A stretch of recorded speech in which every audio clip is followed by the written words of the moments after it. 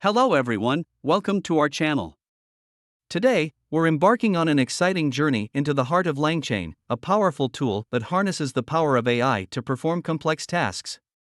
To make our journey easier, we'll be using real-life analogies and practical examples.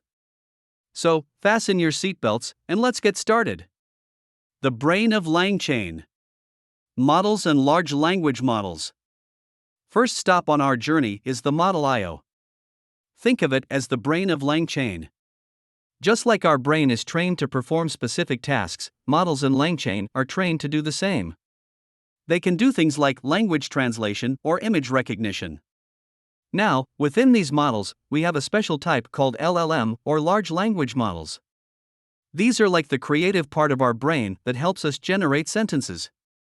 For example, if you've ever used a translation app to translate text from English to Spanish, you've used a model similar to an LLM. The memory bank, data connection, and vector stores. Next, we have the data connection module, which is like the memory bank of LangChain.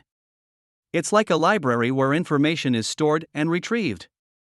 Within this, we have vector stores.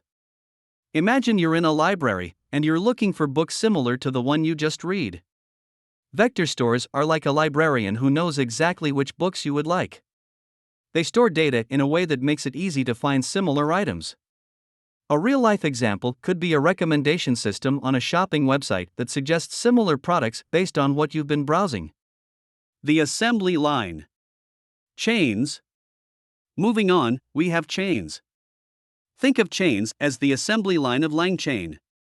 Each step in the chain performs a specific task, and the output of one step becomes the input of the next.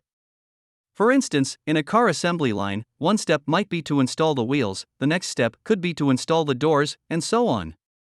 In LangChain, a use case could be a content moderation system where one step detects offensive language, the next step blurs inappropriate images, and the final step approves or rejects the content.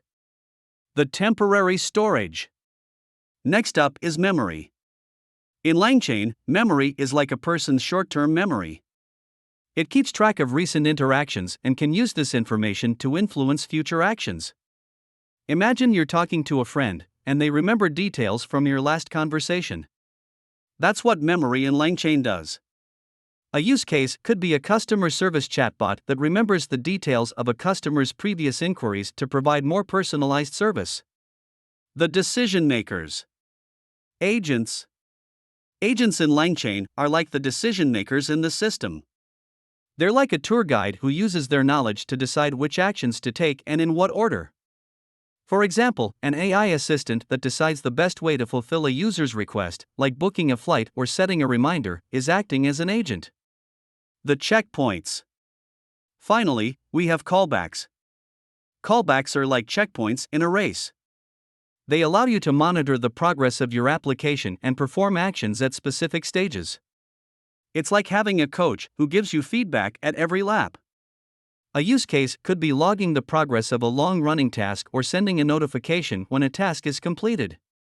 And that's a wrap on our journey through LangChain.